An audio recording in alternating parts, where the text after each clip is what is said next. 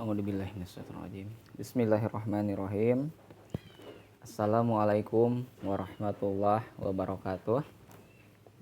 Alhamdulillah pada kesempatan ini kita lanjutkan kembali untuk membacakan 60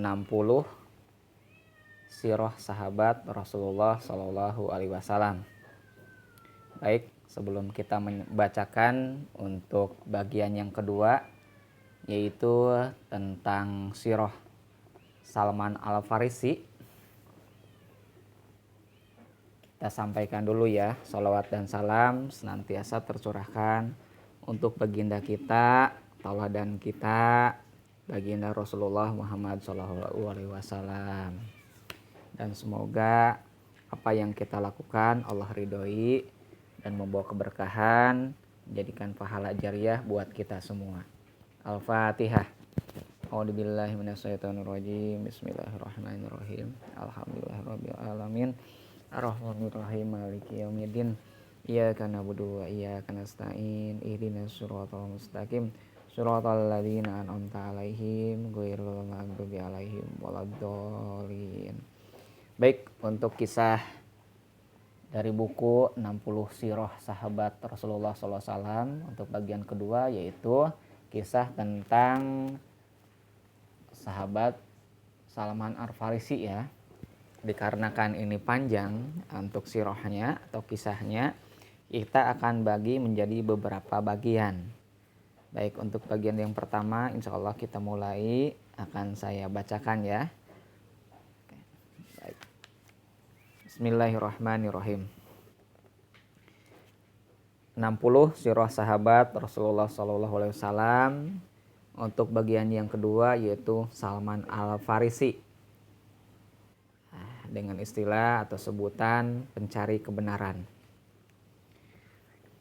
Pahlawan kita kali ini datang dari negeri Persia, dan dari Persia pula lah Islam mendapat penganut yang banyak jumlahnya.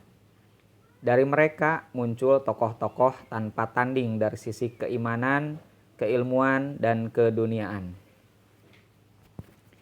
Merupakan satu keistimewaan dan kebesaran Islam, di mana setiap kali Islam memasuki suatu negeri, maka dengan keajaiban luar biasa, banyak keahlian, kemampuan, dan bakat tersalurkan dengan baik.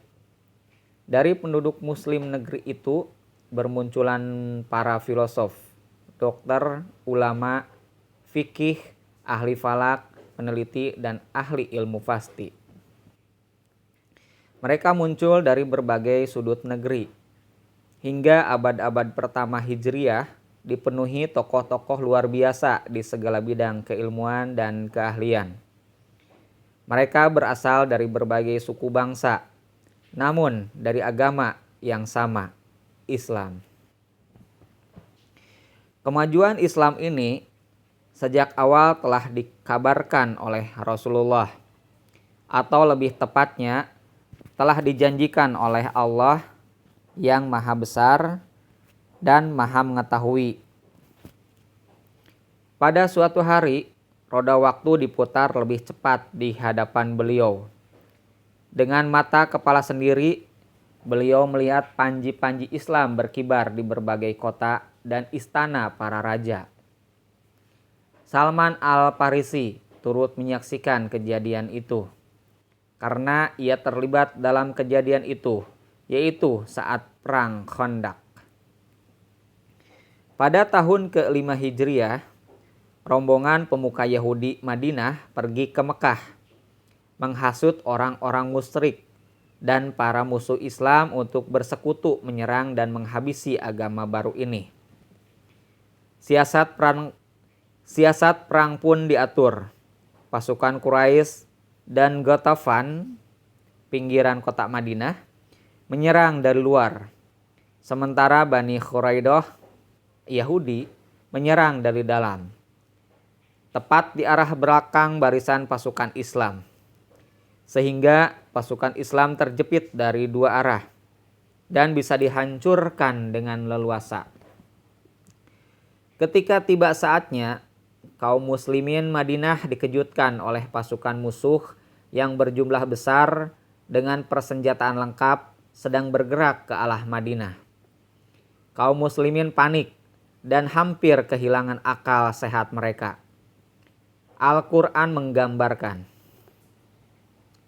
ketika mereka datang kepada kalian dari atas dan dari bawah kalian, ketika penglihatan kalian tidak terpusat, ketika hati kalian menyesak sampai ke tenggorokan, dan kalian menyangka kepada Allah dengan bermacam-macam prasangka.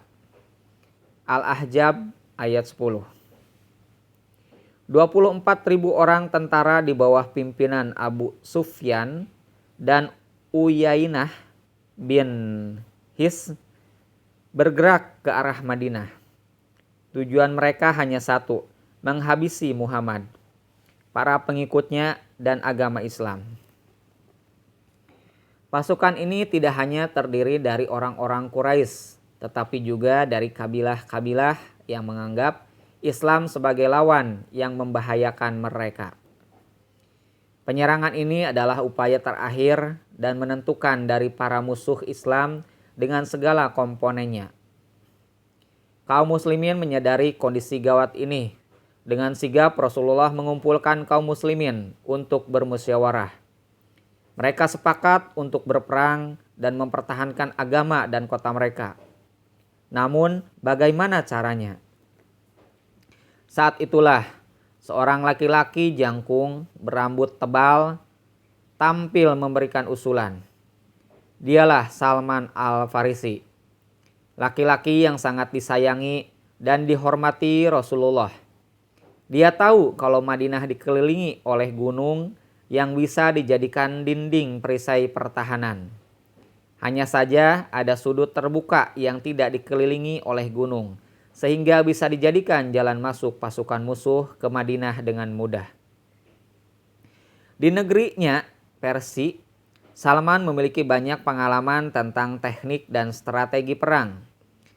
Maka ia mengusulkan strategi perang kepada Rasulullah yang belum dikenal oleh orang-orang Arab dalam peperangan mereka selama ini, yaitu menggali parit atau khandaq.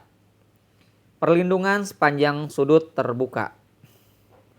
Hanya Allah yang tahu bagaimana nasib kaum muslimin seandainya mereka tidak menggali parit atas usulan Salman.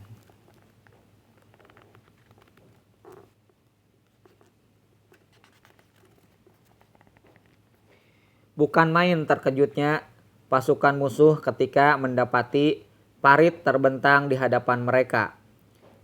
Pasukan besar mereka hanya bisa berkemah di luar parit.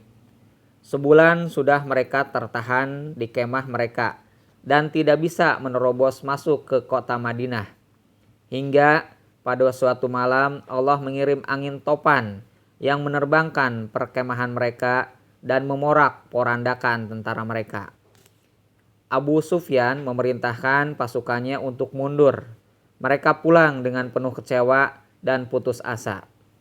Pasukan mereka porak-poranda sebelum bertempur dengan kaum muslimin. Sewaktu menggali parit, Salman tidak tinggal diam. Ia ikut menggali tanah berbatu bersama kaum muslimin yang lain. Rasulullah juga tidak ketinggalan. Beliau membawa tembilang, memecah bebatuan. Kebetulan di tempat Salman dan teman-temannya terdapat batu besar yang sangat kuat. Tembilang mereka tidak bisa memecah batu itu. Salman adalah seorang laki-laki kuat dan tegap. Sekali ayun, batu besar pun bisa pecah kecil-kecil. Tetapi menghadapi batu besar itu, ia tak berdaya. Bantuan dari teman-temannya juga tidak berhasil memecahkan batu besar itu. Salman menghadap Rasulullah, melaporkan kondisi yang ada, sekaligus meminta izin mengalihkan jalur parit dari garis semula untuk menghindari batu besar yang tidak bisa dipecahkan. Rasulullah minta ditunjukkan tempat batu besar itu. Setelah melihatnya, beliau meminta sebuah tembilang dan menyuruh para sahabat mundur agar tidak terkena pecahan batu. Rasulullah membaca basmalah dan mengangkat kedua tangannya yang mulia yang memegang erat tembilang itu. Dengan sekuat tenaga dihantamkannya ke batu besar itu. Batu itu terbelah. Dari celah belahannya keluar kilatan api yang tinggi dan menerangi. Salman menceritakan, aku lihat kilatan api itu menerangi pinggiran kota Madinah. Rasulullah Shallallahu Alaihi Wasallam bersabda, Allahu Akbar. Aku telah dikaruniai kunci-kunci negeri Versi. Kilatan api tadi memperlihatkan istana Hira, juga kota-kota para raja Versi. Umatku akan menguasai negeri-negeri itu. Rasulullah mengangkat tembilang dan memukulkannya ke batu untuk kedua kalinya. Kilatan api kembali membumbung tinggi dan menerangi. Allahu Akbar.